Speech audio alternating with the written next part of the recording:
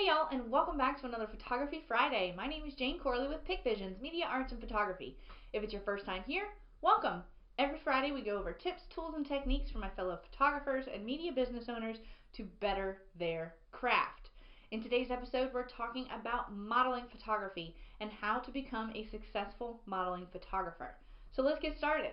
Modeling photography can expand anywhere from advertising, high fashion, even just portfolio shoots, and fine art, and just there's a whole slew of options for modeling photography. But it is different than any other type of session. The attitude, the vibe, the intentions all have to be purposeful. Subjects and clients hire modeling photographers for an intention. They hire it for an end result of a product.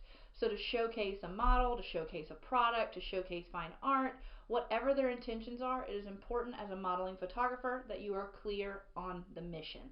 As a professional, you need to be able to showcase your work. You need to have a solid portfolio. If you don't have any experience, go out and get experience.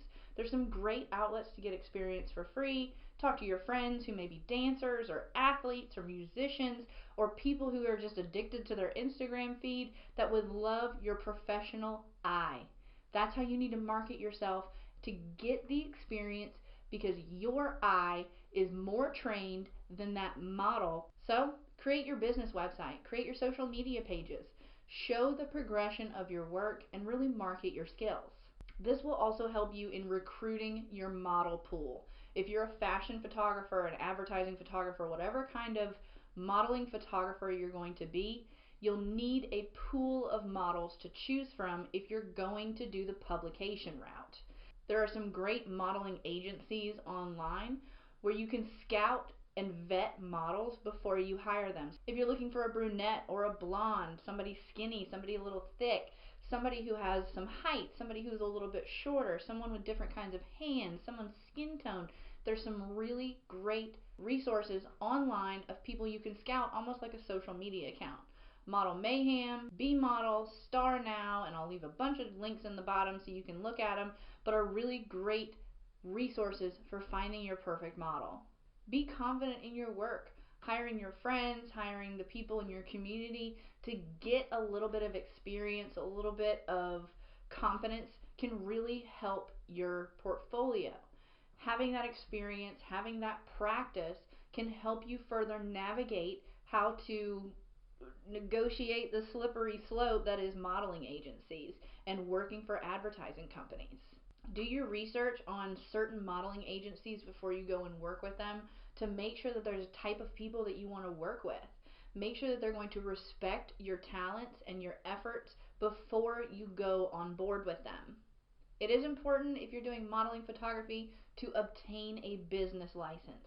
Not only will this make you a professional, but it'll also cover you if anything happens. It'll cover you for insurance purposes. It'll cover you for the reasons that you need to maintain professional, and it will make you seem a little higher end when you go to meet with these agencies you want to work with or to meet with models you want to work with. They'll know that you're serious, they'll know that you're in it to win it, and they'll know that you are focused on being successful. So let's talk about working with models. It is important to be respectful and kind. You need to appreciate their presence. You need to understand that they have restrictions and boundaries like any other person. Some models are not good with holding positions for a long period of time. Some models are not comfortable showing a certain amount of skin. Some models just would be happier in a studio session rather than outside in the open showcasing their talents. So make sure to understand the restrictions and the boundaries of individual modeling subjects. Make sure to be clear and transparent with the model about the session. Talk to them about the timeline. Talk to them about the end result, the end product of the session, what your intentions for the shoot are, and how you want to navigate through the time allotted with that subject. Find out the model's previous experience. Knowing what they have done in the past, knowing what their body can do, knowing how they can bend and move and the expressions in their face will really give you a great starting point. It will also help them understand that you appreciate their work. You appreciate what they do, what they've done in the past, and you'll use every opportunity to showcase the beauty that they have in the past, as well as step some things up and try something new. This will also help when you're directing the model of how to move around. You'll know what they're familiar with in their body angles and how they have moved in the past experiences. I cannot stress it enough, but you need to get your model releases just so everybody's covered. You can get sample model releases online. You can kind of do a little bit of research and see what one looks like, but get your model releases just so everybody's protected after the session is done. Going off model releases, be transparent with the model about how you intend to use the images if they're for your individual personal use. If you are going to use them in your portfolio and put them on your social media account, be transparent with the model about that, because they may not be okay with being on social media under a certain name. They may have something that they market their business individually on as well. So make sure to ask that client, what can I do to help you expand your art and become more popular in your field through proof of concept? Would you like proofs of these images so that I can take it off your bill? What can you do to help them, because they are here to help you? So be clear with your model about the intentions and the end result products of where those images are going if you're using them for your individual use as a photographer, and make sure if they're working with an agency that they are also understanding exactly what the intentions of those images are and where they're going to be posted, how they're going to be used for marketing purposes. Just make sure to be clear about it, because it's better just to be clear about it rather than regret it later and not be able to post anything. So just be clear. It is important with modeling photography, and really any photography, to make sure to ask permission before touching. Do not touch somebody or move them around or move their body by grabbing them or touching them before asking permission. Is it okay if I move this hair out of your face? Is it okay if I just kind of angle your shoulder to what I'm looking for because we're not getting the look that we want? Is it okay if I, move your clothing down a little bit, kind of ruffle out these areas, and, this necklace is kind of going up in a different way. Can I just kind of help you because it's easier for me to see it than you fumble around with it or move from your spot to go to a mirror? Make sure to ask permission before touching. This moves me into, if you're changing outfits with a model and you're in an outdoor location, there are pop-up tents, pop-up changing tents available. They're around $100. I'll leave a link below, that you can get for outdoor sessions for outfit changes. You can also pre-plan in your session locations if there's an area to change in that location, like a restroom or just a little hidden area where you can change clothes, or they can change in a vehicle. But just make sure before you go to your session location that you let your model know that if we're changing outfits, these are our options and this is how we're going to go about it. Do you have any suggestions to what would make you more comfortable? I'm here to help you, whatever you need. So be transparent with your model. Now, if you are moving from one location to another or one backdrop setting to another, make sure you do your test shots before you get started on your session, as well as scouting the entire setting of the location so you can get the most out of that spot. It is totally fine to have a friend of the model or a family member of the model or even their modeling manager or whoever they have, kind of on their staff, come with you to the session. This will also help move the session along, because chances are they've worked with that model before, or they've seen that model work with other photographers, and they will be able to help move that body into different angles, get different expressions that you may not be able to get from them, and really just help you facilitate a successful session with that model. I wouldn't encourage overcrowding, because that can get really distracting, so I'd probably leave it to one, if not maybe two associates of that model to accompany them to the session, just so there's not too many distractions. Lastly, in working with models, safety is always priority number one. I will go into this a little bit later when we talk about posing, but safety is always number one. Do not deviate from always keeping you and the model safe. Now let's talk about gear. As we've talked about in my previous tutorials, I am not one of those people that I encourage you to not go out there and be adventurous just because you don't have the gear you think you need. I would suggest having a DSLR camera. If you are going to be more high-end and get further on in the modeling agency, you will need to know how to do film processing. So you can touch on that later, or you can just start doing your research now. or I'm probably going to have a video on processing film coming up down the road. You'll need to make your gear work for you. So a couple lenses, as well as an off-camera flash, a tripod, and some natural light is really the minimum that you need. If you can invest in a basic lighting setup, there's some really affordable ones online. I'll link them below. One thing I would suggest in purchasing, if you have not done so already, is a reflector set with diffusers included. You can find great ones online, links below, and they're really amazing for stepping up the levels of your session, especially with natural light elements and if you do not have indoor lighting techniques. Now let's talk about posing. Make sure that the intention of the shoot is the focus. So if it's a product photography, if it's beauty photography, if it's high fashion, if it's art, whatever it is, make sure the intention of the session is showcased. There's no reason to have a full meadow shot with them in the distance and really just posing and looking beautiful if it's a product session for a ring. There's no reason for that. The reason for the session should be the front runner. Everything should be centered around that object or that theme. The main difference in modeling photography versus individual subject photography is the intensity. Modeling photography, if it's going to be really, really edgy, it's going to be super edgy. If it's going to be really, really soft, it's going to be really soft and dreamlike and whimsical. It's going to be a little bit extra on the side of the spectrum. So make sure to mix up your angles, mix up your perspectives, and really get creative and never stop moving, especially with outdoor photography. Exaggerated expressions and movements and moods and really just contouring of the body is what modeling photography is all about. It's all about showcasing beauty. So make sure to shake up your angles, shake up your perspectives, and really just get in there with their expressions. If they're happy, if they're sad, if they're moody, if they're angry, everything is stepped up a notch, and everything needs to be accentuated to get that model, high fashion, beautiful feel and really just showcase the model. Flash posing can be really successful in studio sessions as well as out of studio sessions. What that is once your vibe is established between you and your model, they'll know, okay, this is the gear we're in, this is where we need to go, this is the purpose of our session. So once they kind of get comfortable in front of the camera, you get comfortable behind the camera, ask them to do flash posing. Flash posing is you just move around, angle your body, what we're here to do, you're all about it, and pose and pose and pose, and almost like a Vogue.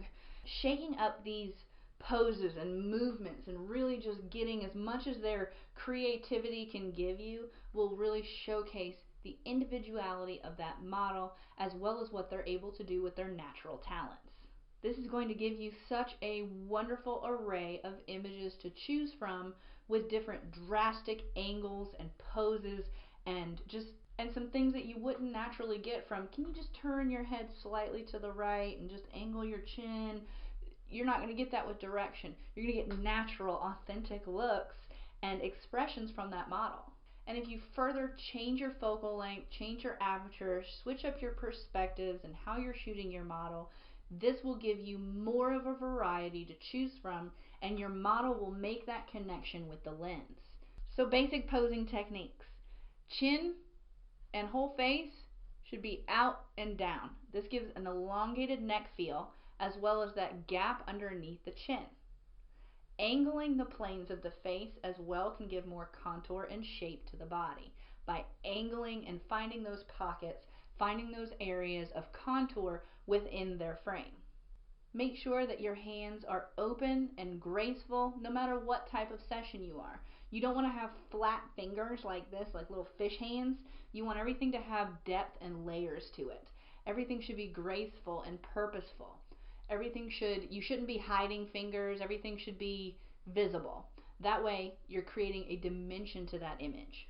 You don't want to close off the model's body unless it's going to be framed appropriately, because having the body closed off like this eliminates dimension, but if it's just a headshot, that creates some great leading lines and directions in the image. Eye contact is key when we're talking about modeling photography.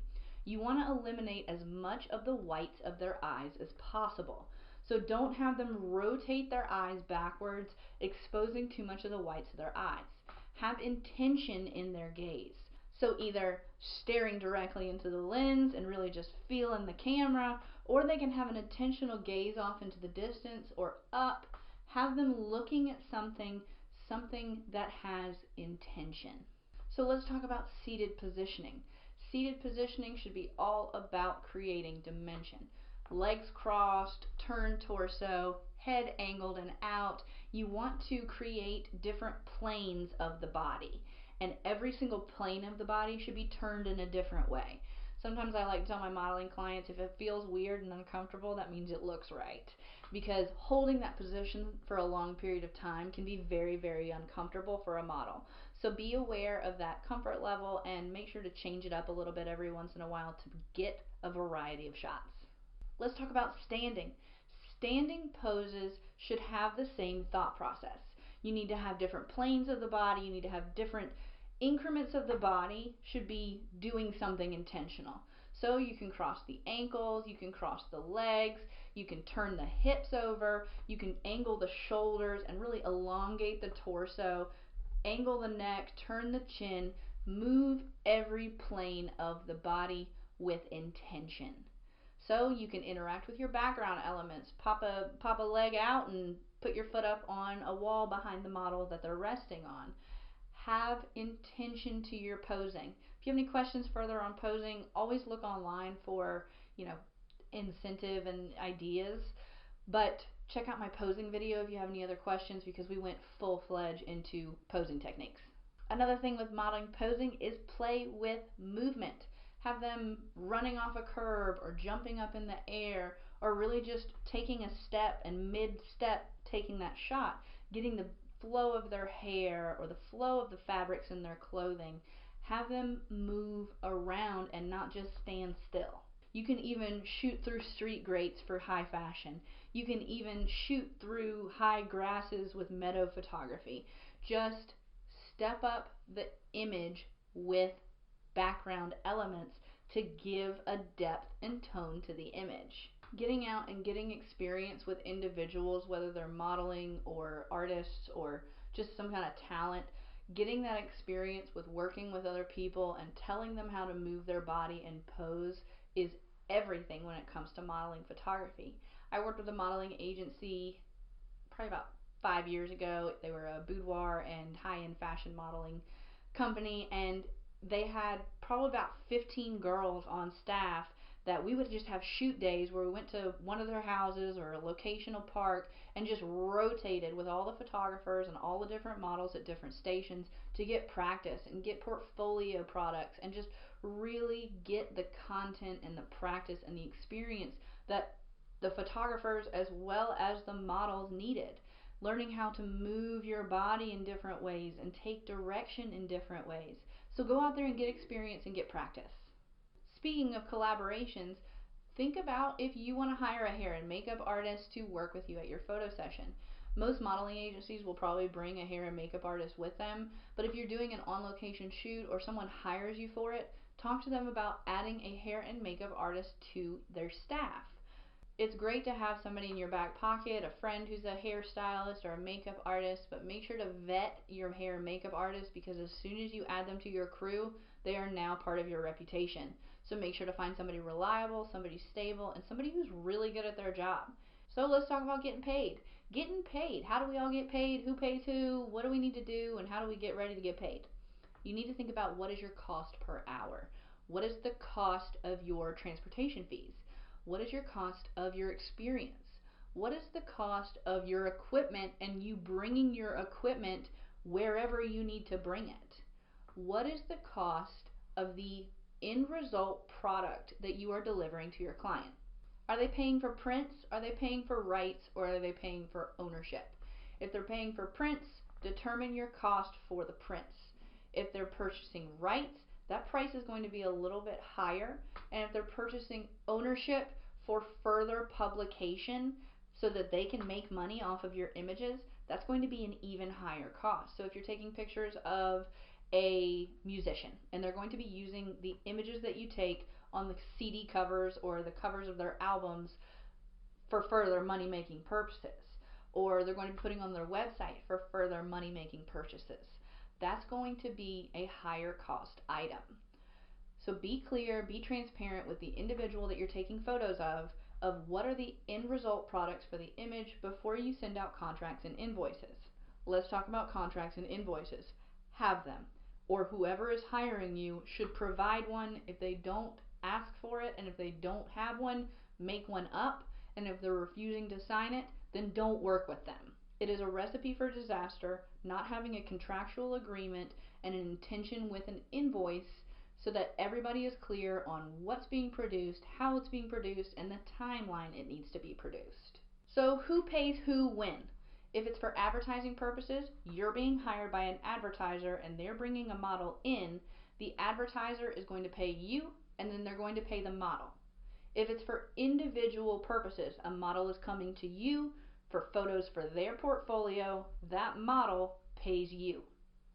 If you are expanding your business, your photography business, your art business, you are going to pay that model for their services. Or you can just offer some free prints or some free exposure. And if this is the case, make sure that you communicate with the model, what can I do to help you?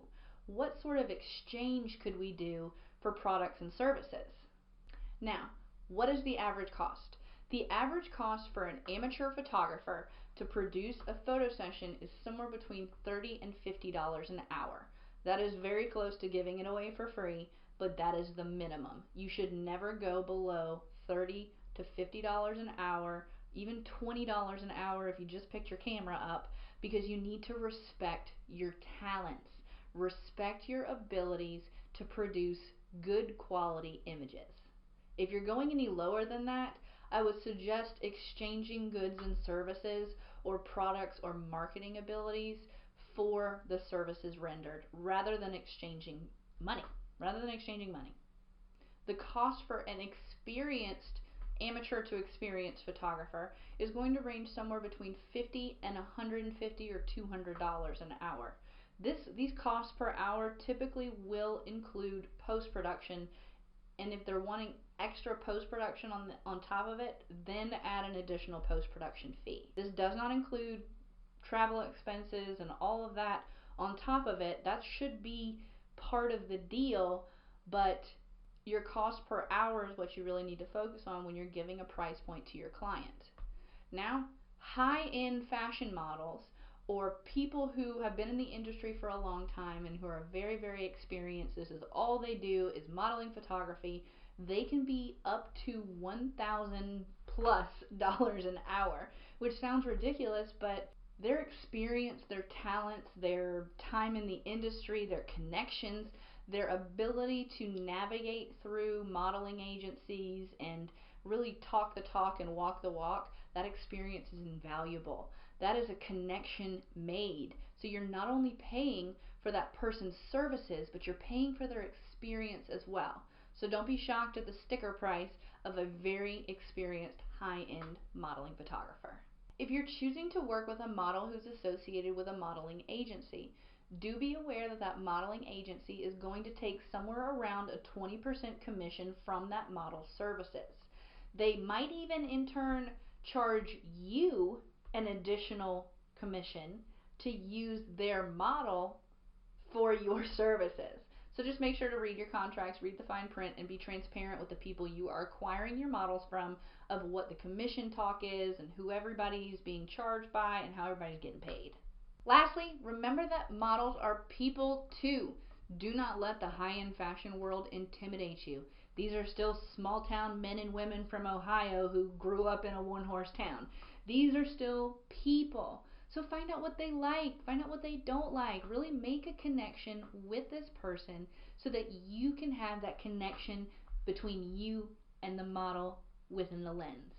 They want to feel connection. They want to feel safe and secure and like they're in a happy place. Make sure that this model is comfortable and that they know that they can trust you and that they really love working with you, because they'll probably hire you again, or at least suggest you to their friends. Feel free to connect with them over coffee before the session and even a phone call to get to know them and really just go over the plan. Encouragement and direction go a long way with models.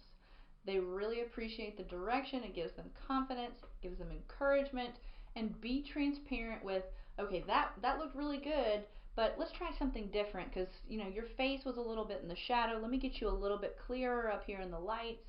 Give them encouragement and direction. And it's important to stay high energy during your shoot because you want your model to stay high energy. You want to keep the pace and the motivation going. Have a clear understanding with your model about safety and comfort. You want to make sure that your model is safe and you want to make sure that they're comfortable. So have them tell you if they're in a position that really hurts their back or neck. Have them tell you if they're laying on a rock that they need to move.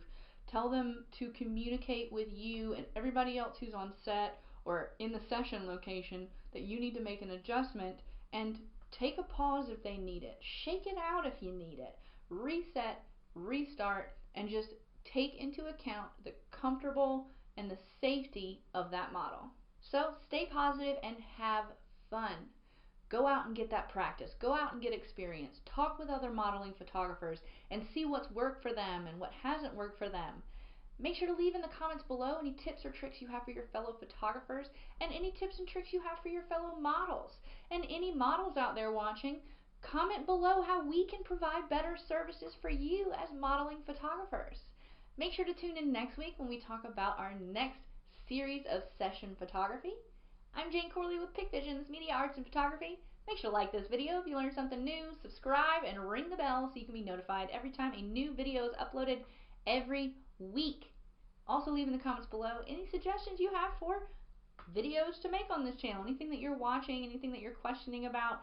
I'd love to see you guys' work, so leave it in the links below. Make sure to check out the description box for things that we mentioned in this video as well. And until next week, I'm Jane Corley with Pick Visions, Media Arts and Photography. See you later, guys.